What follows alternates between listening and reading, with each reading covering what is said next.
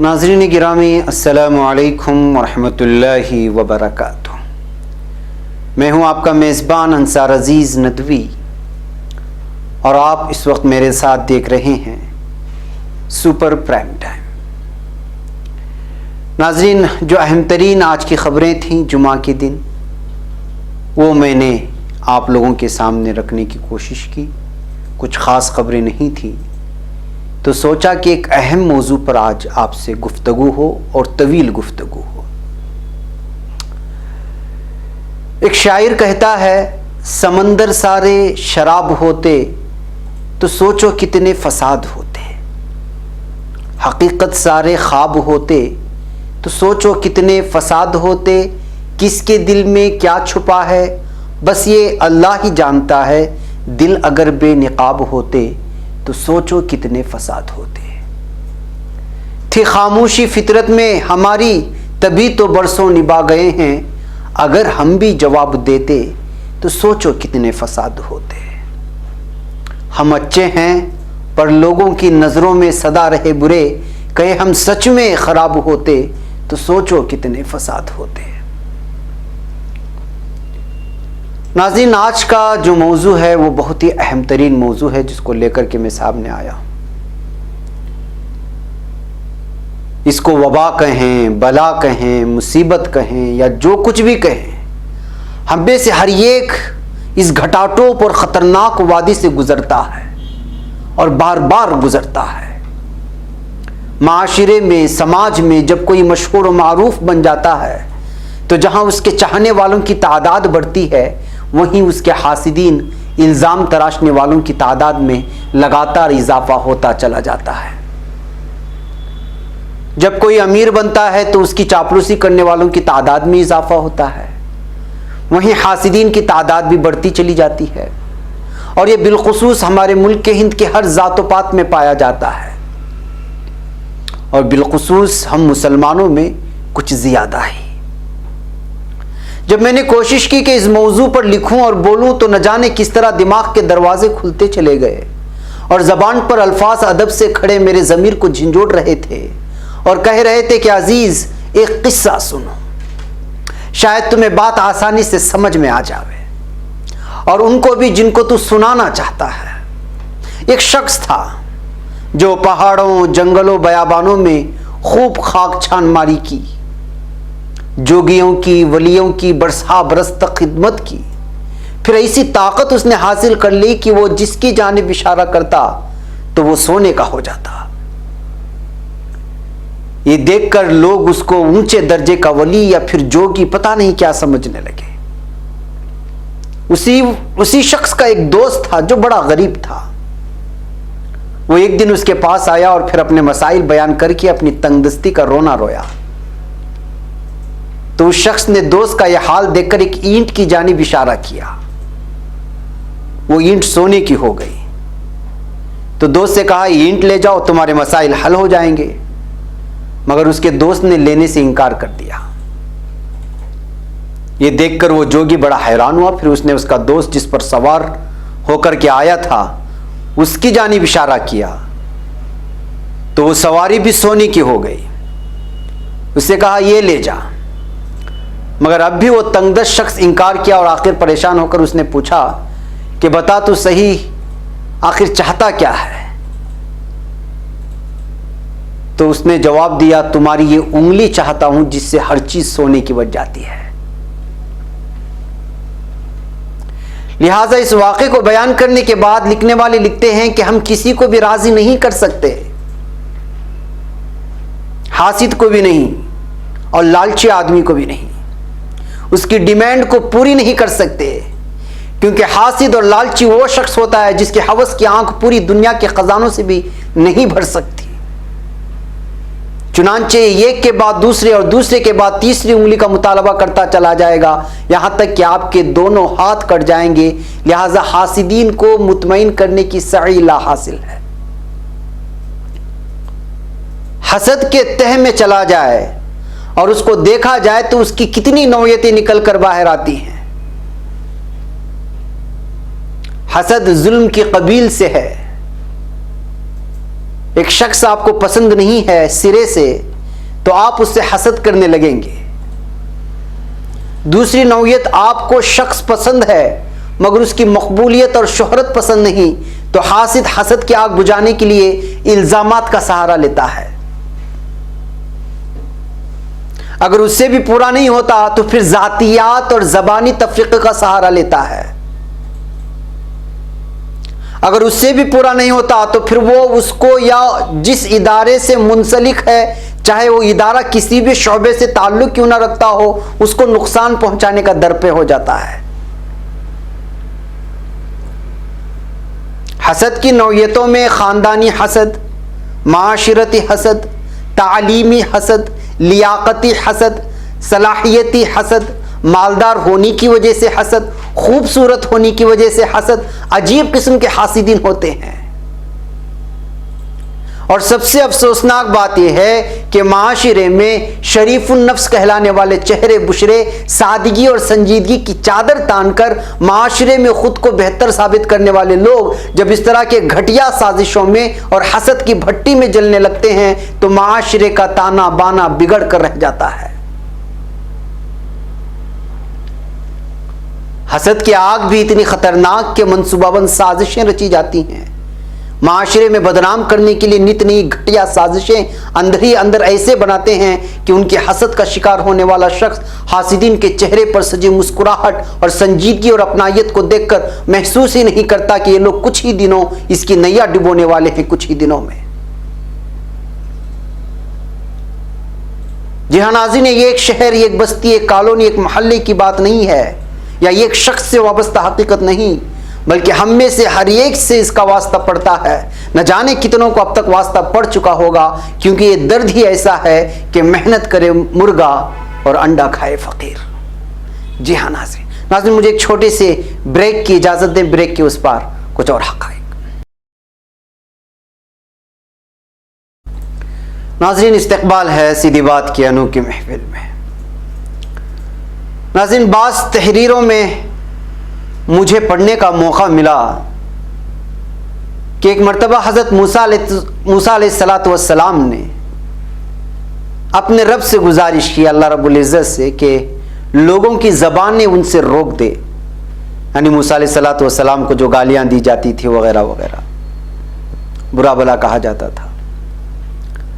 تو اللہ تبارک و تعالیٰ نے فرمایا کہ اے موسیٰ، یہ تو میں نے اپنے لیے بھی مختص نہیں کیا ہے، میں انہیں پیدا کرتا ہوں، روزی دیتا ہوں، ان کا خیال رکھتا ہوں، سب کچھ دیتا ہوں، وہ جو چاہتے ہیں دیتا ہوں، پھر بھی مجھے برا بھلا کہتے ہیں، وہ زمانے کو برا بھلا کہتے ہیں، حالانکہ زمانہ تو میں ہی ہوں، گردش لیل و نہار میرے اشارے پر ہوتے ہیں، مجھے سب و شتم کرتے ہیں، یہاں تک کہ میری ذات سے بیوی اور بچوں تک کو منسوب کرتے ہیں، حالانکہ میری بیوی بچے نہیں ہیں۔ یہ حضرت موسیٰ علیہ السلام کا قصہ ہے۔ یہاں نہیں کہ آپ کسی کی زبانیں آپ کو جو برا بھلا کہہ رہی ہیں اس سے روک نہیں سکتے۔ ناظرین بعض لوگ آپ سے حسد اس انداز میں کریں گے کہ آپ کو آخری درجے تک بھی ان کے حسد کے سلسلے میں محسوس ہونے نہیں دیں گے، لیکن اندر ہی اندر سے ایسی چالیں چلیں گے اور اس قدر منصوبہ بند سازشیں رچیں گے کہ ہم کو وہم و گمان و تصور کی رسائی بھی وہاں تک ناممکن نظر آتی ہے۔ اتنا سب کچھ کر چکنے کے بعد بھی وہ آپ کے ساتھ رویہ بڑا مخلصانہ رکھیں گے اور نصیحت بھی کریں گے۔ اسی لیے کوئی آپ سے حسد کرے اور بغیر تحقیق و تائید کے کوئی بدنام کرنے کی کوشش کرے اور معاشرے اور سماج میں آپ کی ناک کے نیچے کرنے کی سازش رچے اور پھر اس کے لیے باقاعدہ منظم ٹیم بنائی جائے تو گھبرانے کی ضرورت نہیں، کیونکہ جس کی ناک اونچی ہوتی ہے انہی سے حسد کیا جاتا ہے۔ ناظرین جیسا کہ میں نے کہا حسد کی کئی قسمیں اور نوعیتیں ہیں، اور حسد میں حد سے گزر جانا بڑا ہی قیامت خیز اور ہلاکت خیز ہوتا ہے۔ کوئی کسی کی اچھی چیزوں سے جلتا ہے، کوئی اچھے کپڑے، زیورات، مکان، موبائل، کار اور دیگر سامان تعیش وغیرہ سے جلتا ہے۔ کوئی کسی کے ظاہری اوصاف سے حسد کرتا ہے، جس میں اچھی شکل و صورت، وجاہت یا شخصیت یا ظاہری خد و خال وغیرہ شامل ہیں، یا کوئی باطنی خصوصیات سے جلن اور حسد کرتا ہے، جیسے کسی کی ملنساری سے، ہر دل عزیزی سے، دینداری سے، خوش اخلاقی سے حسد کرتا ہے۔ کوئی مالی ترقی سے جلتا ہے، کوئی کاروبار کی ترقی سے جلتا ہے، کوئی اعلیٰ تعلیم اور اچھی ملازمت سے جلتے ہیں، کوئی کسی کی شہرت و عزت و قابلیت اور عہدے سے حسد کرتے ہیں، کوئی کسی کی صحت، تندرستی، اطمینان، خوشی، راحت سے کڑتا ہے اور جلتا ہے۔ اس کے علاوہ بھی کئی سارے راستے ہیں جہاں سے حسد اور جلن جیسی بری خصلتیں اور عادتیں اپنا راستہ بنا لیتی ہیں۔ بظاہر حسد اور جلنے والا خود کو کامیاب سمجھتا ہے، کیونکہ وہ محسوس کرتا ہے کہ اس کی سازشیں کامیاب ہو رہی ہیں، اور وہ جس سے حسد کرتا ہے وہ ناکام ہو رہا ہے، بدنام ہو رہا ہے، معاش اور سماج میں اس کا سر نیچا کرنے میں وہ کامیاب ہے۔ مگر حقیقت یہ ہے کہ حاسد ہر چہار جانب سے نقصان میں ہوتا ہے۔ جیسے حاسد نفسیاتی امراض میں مبتلا ہوتا ہے، غصہ، ڈپریشن، احساس کمتری اور چڑچڑے پن کا شکار ہو جاتا ہے۔ حسد دشمنی میں بدل سکتی ہے، اور دشمنی فساد کی جانب لے جا سکتی ہے، اور پھر یہ فساد گھر اور معاشرے و خاندان کو تباہ و برباد کر کے رکھ دیتا ہے۔ حسد کرنے والا صرف یہ گناہ کا مرتکب نہیں ہوتا، بلکہ اس کے ساتھ وہ غیبت، بہتان، تجسس اور جھوٹ جیسے گناہوں کا بھی مرتکب ہو جاتا ہے۔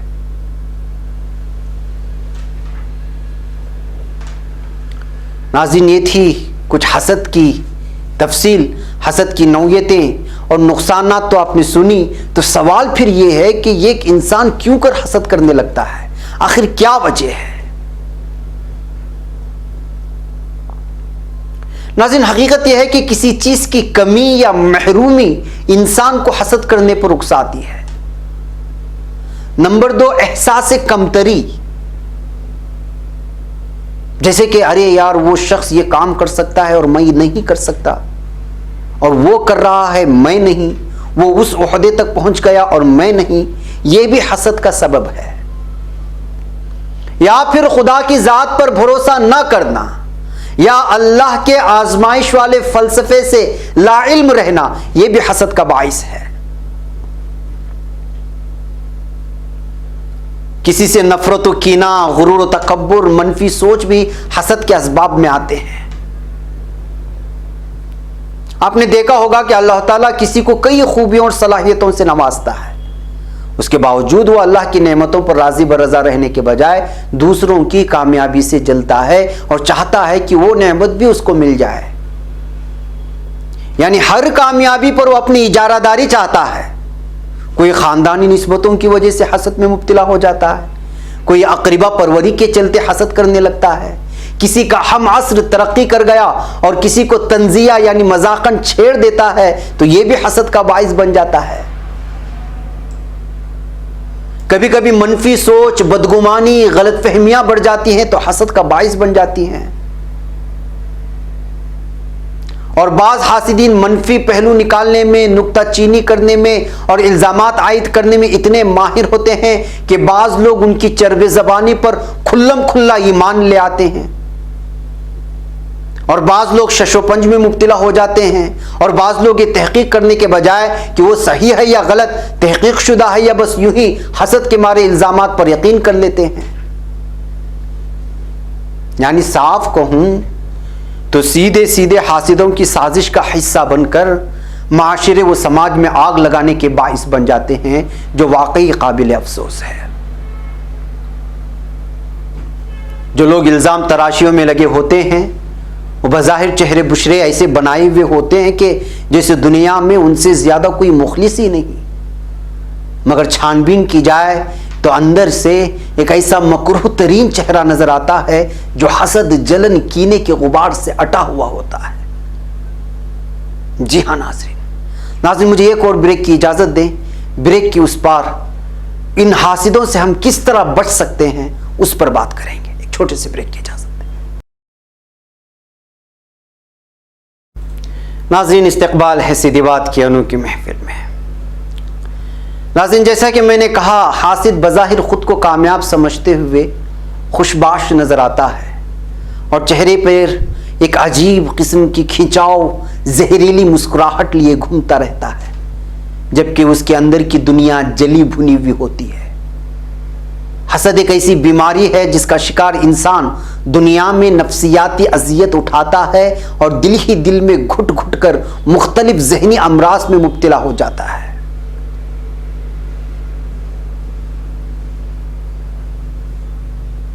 اچھا، اب یہ سوال پیدا ہوتا ہے کہ آپ کو کسی کی صلاحیت سے، ترقی سے، نام و نمود سے، شہرت و مقبولیت سے، مالداری سے، وحدوں سے حسد ہے یا رشک ہے؟ یہ کیسا سمجھا جائے؟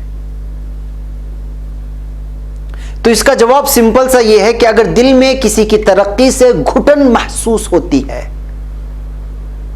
یا خوشی محسوس نہیں ہو رہی ہے تو یہ حسد ہے۔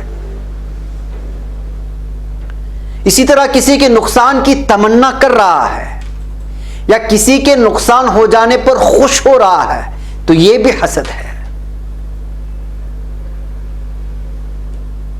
ان چیزوں کے احساس کے ساتھ ہی آپ سمجھ سکتے ہیں کہ آپ حاسد ہیں یا نہیں۔ اس سے بھی آسان سمجھنے کے لیے یہ ہے کہ حسد کا مطلب کسی نعمت یا خوبی کا زوال چاہنا، یعنی چھن جانے کی تمنا کرنا اور کسی شخص کی خوبی سے متاثر ہو کر اس جیسا بننے کی کوشش کرنا یا تمنا کرنا۔ یہاں ایک بات آپ لوگ خوب سمجھ لیں کہ کسی شے کو جائز حدود میں حاصل کرنے کی کوشش کرنا جو اس کے دوست کے پاس موجود ہے یا اس جیسا بننے کی کوشش کرنا، یہ حسد کے زمرے میں نہیں آتا، بلکہ اس سے ایک دوسرے سے آگے بڑھنے کی فضا پروان چڑھتی ہے اور دونوں ترقیات کی جانب گامزن ہوتے ہیں۔ اور اسی طرح کسی کے بارے میں غیر ارادی طور پر کچھ برا سوچ بیٹھنا اور خیالات کا پیدا ہونا، یہ بھی حسد نہیں ہے۔ ہاں، اگر ان خیالات کو عملی جامہ پہنانے کی کوشش کرے گا تو حسد کے زمرے میں لکھا جائے گا۔ ناظرین، یہ دنیا ہے اور ہم انسان، ہم میں سے کوئی ہے جو یہ دعویٰ کرے کہ مجھے کسی سے حسد نہیں، دشمنی و عداوت نہیں، الا ماشاء اللہ۔ مگر عام طور پر ہم میں سے ہر کوئی اس مرض میں مبتلا ہے، اور بالخصوص پڑھا لکھا طبقہ اور اعلیٰ خاندانوں سے وابستہ احباب اس مرض میں زیادہ مبتلا ہیں۔ سیدھی سی بات یہ ہے کہ یہ زندگی ہے، یہاں نہ نیند پوری ہوتی ہے نہ خواب مکمل ہوتے ہیں۔ ہنرمندی اور صلاحیت کے خریدار یہاں ہر نکڑ پر ملیں گے، ان کا استعمال کر کے خود محلات میں آرام کرنا چاہتے ہیں۔ وقت کی سوداگری میں انسان بچپن کو لڑکپن کے لیے بیچ دیتا ہے اور لڑکپن کو جوانی کے لیے اور جوانی کو جوانی سے خریدنے کی کوشش کرتا ہے، مگر بڑھاپا اس کو چک کر لے جاتا ہے اور تمنائیں ادھوری رہ جاتی ہیں۔ انسان تیز رفتار زندگی کے لمحات میں پھنس کر کبھی جینے کے لیے کام کرتا ہے اور کبھی کام کرنے کے لیے جیتا ہے۔ یہاں پیسوں کی جھنکار پر اچھے اور بروں کی پہچان ہوتی ہے، کبھی خوشی میں رونا پڑتا ہے اور کبھی غم میں مسکرانا پڑتا ہے۔ اس کا نام زندگی ہے اور اس کے انوکھے اور کئی رنگ ہیں۔ انہی رنگین دنیا کی بدمست آنکھوں کو چرانے کے لیے انسان الگ الگ قسم کے گناہوں میں مبتلا ہو جاتا ہے۔ انہی میں حسد بہت ہی خطرناک مرض ہے جو اچھے اچھوں کی کھٹیا کھڑی کر دیتا ہے۔ اس میں آج ہر کوئی مبتلا ہے، میں بھی، آپ بھی، پڑھا لکھا اور غیر پڑھا لکھا بھی، عالم بھی، جاہل بھی، مالدار بھی، غریب بھی، سب کے سب، بچہ بوڑھا مرد و خواتین، سب کے سب۔ بعض لوگ تو جادو ٹونے کے سہارے زندگیاں تک ختم کر دیتے ہیں اور پھر اس کے لیے اپنا ایمان تک بیچ دیتے ہیں۔ ناظرین، عوام کے دکھ درد اگر آپ کے قلم کو متحرک نہیں کرتے، آپ کے جذبات کو نہیں اباڑتے، تو پھر ایسی صحافت لے کر کیا کریں اور ایسے قلم کی تحریر کو لے کر کے کیا کریں؟ حسد کی آگ کس طرح خاندانوں، معاشرے اور سماج کو اپنے لپیٹ میں لے لیتی ہے، اس کا میں پہلے بھی کئی بار تبصرہ کر چکا ہوں۔ یہ بات آئینے کی طرح شفاف ہے کہ وہ چاہے شاعر ہو یا صحافی، اس کو انسانیت کے جذبات کا نمائندہ ہونا چاہیے، دوسروں کی تکلیف کو حقیقتاً اپنی تکلیف سمجھنا چاہیے۔ جب یہ خود اس طرح کے گرداب میں پھنس جائے تو لازم ہے کہ وہ اپنے تجربات کی روشنی میں عوام کے سامنے حقیقت کی عکاسی کرے۔ مجھے انتظار ہے کہ ہماری بے بسی کا شعور لوٹ آئے، بغاوت کو تحریک کی روپ ملے، سماج کو مخلص رہنماؤں کی ضرورت ہے۔ اجتماعیت کے نام پر اپنی اجارہ داری تھوپنے والوں کی وجہ سے پوری ملت اسلامیہ کا تانا بانا ٹوٹ کر بکھر گیا ہے۔ ہماری بے بسی، لاپرواہی اور اپنے غرور اور انا اور پھر اقربا پروری کا یہ حال ہے کہ وہ اسباب و وجوہات پر سنجیدگی سے سوچ کر اس کا لائحہ عمل تیار کرنے کے بجائے حاسدین کی ایک ایسی ٹیم تیار کرتی ہے جو بعد میں جا کر خود انہی کے لیے وبال جان بن جاتی ہے۔ آج معاشرے و سماج کو ایسے حاسدین سے پاک کیے جانے کی ضرورت ہے، اور اگر ایسا ممکن نہیں ہے تو پھر کم سے کم ان کے شکار ہونے سے بچا جائے۔ اس کا طریقہ جہاں تک میں نے معلوم کرنے کی کوشش کی، اس کا ایک ہی علاج ہے، حاسدین جب الزام لگانے پر آئے تو خاموشی اختیار کیجیے۔ یہ ایسے لوگوں کا منہ توڑ جواب ہے، کسی نعمت پر کسی سے حسد ہو رہی ہو تو اللہ سے اس نعمت کو مانگ لیا کریں۔ مادی چیزیں جو حسد پر مجبور کرتی ہیں اس کو کمتر سمجھنے کی ضرورت ہے۔ نفس کو زبردستی دوسروں کی نعمتوں کی جانب متوجہ ہونے سے روک لینا چاہیے۔ کسی سے حسد ہے تو اس سے زبردستی جا کر کے ملیں، دل سے خوشی کا اظہار کریں، دل چاہے نہ چاہے۔ اس کے باوجود حسد میں اضافہ ہی ہو رہا ہے تو جس سے حسد ہے اس سے ملیں اور صاف صاف کہہ دیں کہ آپ کی اس نعمت سے، اس عہدے سے، اس کرسی سے، آپ کے نام و نمود سے مجھے جلن ہوتی ہے، لیکن اظہار کے وقت اس بات کا لحاظ رکھیں کہ بات بگڑ نہ جائے اور حسد عداوت کی شکل اختیار کر لے اور اس سے معافی مانگ لے۔